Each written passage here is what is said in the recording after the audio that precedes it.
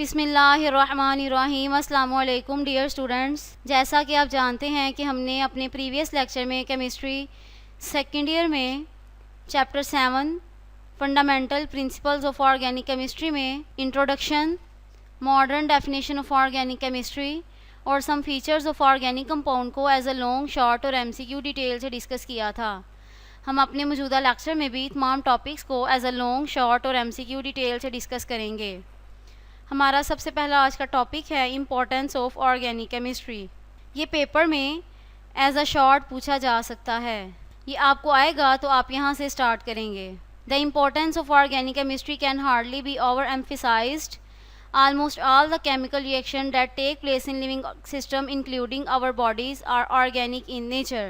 तकरीबन जितने भी केमिकल रिएक्शन लिविंग सिस्टम के अंदर हो रहे हैं उनमें हमारी बॉडीज़ भी शामिल हैं, वो सारे ऑर्गेनिक ही नेचर हैं। Because they involve such a life molecules like protein, enzymes, carbohydrates, lipids, vitamins, nucleic acid, all contain thousands of carbon atom. क्योंकि इन सब के अंदर हज़ारों की तादाद में कार्बन एटम पाए जाते हैं, इस वजह से हम ऑर्गेनिक कंपाउंड के ऊपर डिपेंड करते हैं, फूड के लिहाज से भी, मेडिसिन के लिहाज से भी और क्लॉथिंग के लिहाज से भी। इम्पोर्टेंस ऑफ ऑर्गेनिक केमिस्ट्री यहाँ तक कंप्लीट होगा। नेक्स्ट टॉपिक है sources of organic compounds. Sources of organic compounds 3 तरह के हैं, कोल, पेट्रोलियम और नेचुरल गैस। इनको हम फॉसल फ्यूल्स भी कहते हैं। यहाँ पर फॉसल फ्यूल की डेफिनेशन भी दी गई है। Petroleum, coal and natural gas are vast reservoir from which many organic compounds are obtained. These are called fossil fuels and are formed over long period of time from decay of plants and animals। इसमें जो सबसे पहला है वो है coal। It is believed that coal in nature was formed from the remains of trees buried inside the earth crust some 500 million years ago। ये यकीन किया जाता है कि कोल कैसे बनता है। वो ट्रीज जो 500 मिलियन ईयर्स अगो ज़मीन के अंदर दफन हो गए थे उनकी रिमेन से। Due to bacterial and chemical reaction, bacterial और केमिकल रिएक्शन की वजह से वुड कन्वर्ट हो गई थी पीट में। Then as a result of फिर हाई टेम्परेचर और हाई प्रेशर की वजह से ज़मीन के अंदर जो पीट है वो कोल में कन्वर्ट हो गई।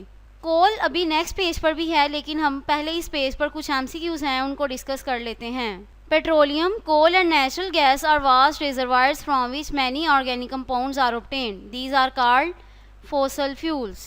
Coal in nature was formed by the remains of trees buried inside the earth crust some 500 million years ago.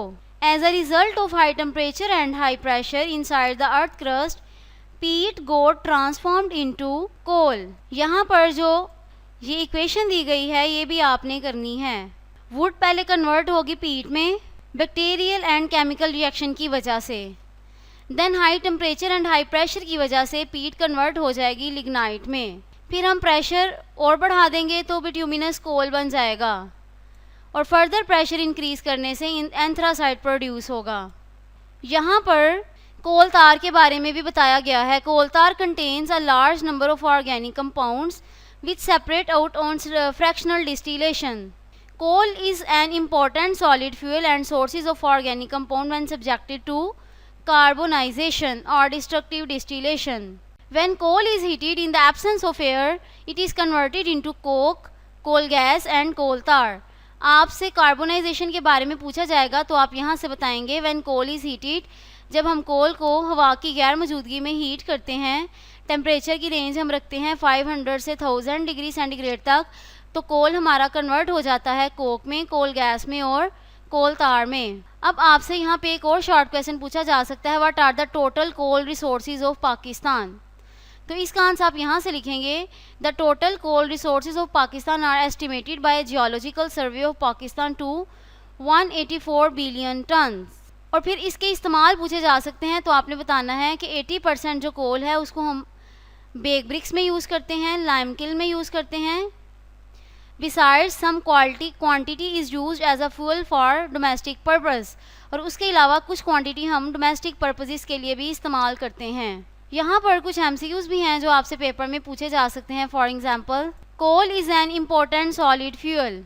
When coal is heated in the absence of air, it is converted into coke, coal gas and coal tar. About 80% of this coal is used to bake brick in lime kilns. The total coal resources of Pakistan are estimated by the Geological Survey of Pakistan to be 184 billion tons. कोल वाला topic यहाँ तक complete होगा. Next है natural gas. ये paper में as a short पूछा जा सकता है. What is natural gas, define natural gas. तो इसका आंसर आप यहाँ से लिखेंगे natural gas is an important means of energy especially for countries like Pakistan which are deficient in the production of mineral oil and coal. Natural gas होती क्या है? Mixture of low boiling hydrocarbon. ये mixture होता है low boiling hydrocarbons का. Natural gas का major portion होता है मीथेन. और ये बनता कैसे है? Decomposition of organic matters. Pakistan में ये गैस चीपर है और हम किस लिए इसका इस्तेमाल करते हैं? पावर जनरेशन में, सीमेंट में और फर्टिलाइज़र इंडस्ट्रीज़ में. नेक्स्ट टॉपिक है पेट्रोलियम. पेट्रोलियम भी एज अ शॉर्ट और एज अ लॉन्ग पेपर में पूछा जा सकता है. Mineral oil is called petroleum when it is in the refined form. ये बनता कैसे है? It is thought to have been formed by the slow chemical and biochemical decomposition of remains of organic matters found between the sedimentary rocks. जब chemical और biochemical decomposition होती है organic matters की, वो ऑर्गेनिक मैटर जो sedimentary rocks के दरमियान पाए जाते हैं, तब पेट्रोलियम बनता है. When extracted from rocks it appears like a liquid of a blackish colour known as crude oil. यहाँ से आपकी क्रूड ऑयल की डेफिनेशन स्टार्ट हो जाएगी. इस पेज पर कुछ एमसीक्यूज भी हैं जो पेपर में पूछे जा सकते हैं. For example, natural gas is an important means of energy specially for countries like Pakistan. Major portion of natural gas is methane. Mineral oil is called petroleum when it is in the refined form. Petroleum वाला topic यहाँ तक complete होगा. Crude oil की definition आप यहाँ तक करेंगे. अब आपसे पूछा जा सकता है कि पाकिस्तान में कितनी ऑयल रिफाइनरीज मौजूद हैं, तो आप बताएंगे कि at present 4 oil refineries are in operation in our country. Number 1 है Attock oil refinery located at Morgah near Rawalpindi. इसकी ऑयल रिफाइनिंग की कैपेसिटी कितनी है ये भी आपसे पूछा जा सकता है. 1.25 million tons oil refining capacity. 2 oil refineries Karachi में पाई जाती हैं और उनकी ऑयल रिफाइनिंग कैपेसिटी है 2.13 मिलियन टन्स. और लास्ट ऑयल रिफाइनरी पाई जाती है महमूद कोट नियर मुल्तान. इसका नाम है पाक अरब रिफाइनरी. तो इनके नाम और इनकी ऑयल रिफाइनिंग कैपेसिटी आपने अच्छे तरीके से याद करनी है एज अ शॉर्ट और एज अ एमसीक्यू भी. नेक्स्ट टेबल दिया गया है principal fractions obtained from petroleum. Petroleum के फ्रैक्शंस, उनके बॉइलिंग रेंज, उनकी कंपोजिशन और उनके यूजेस बताए गए हैं. ये टेबल आपने अच्छे तरीके से करना है. अब यहाँ पर जो एमसीक्यूज आपसे पूछे जा सकते हैं उनमें सबसे पहला है one oil refinery known as Attock oil refinery is located at Morgah near Rawalpindi. It has about 1.25 million tons oil refining capacity. 2 oil refineries established at Karachi which have been 2.13 million tons of oil refining capacity. Table में सबसे पहले natural gas का boiling range बताया गया है, उसकी composition बताई गई है और उसके यूजेस बताए गए हैं. नेक्स्ट पेट्रोलियम ईथर है, इसकी बॉइलिंग रेंज बताई गई है, कंपोजिशन बताई गई है और इसके यूजेस बताए गए हैं. ये टेबल यहाँ तक कंप्लीट होगा. पेट्रोलियम की नेक्स्ट फ्रैक्शन है लिग्रोइन और नेफ्था. नेक्स्ट है gasoline, kerosene gas oil, lubricating oils and greases, paraffin, asphalt और पेट्रोलियम कोक.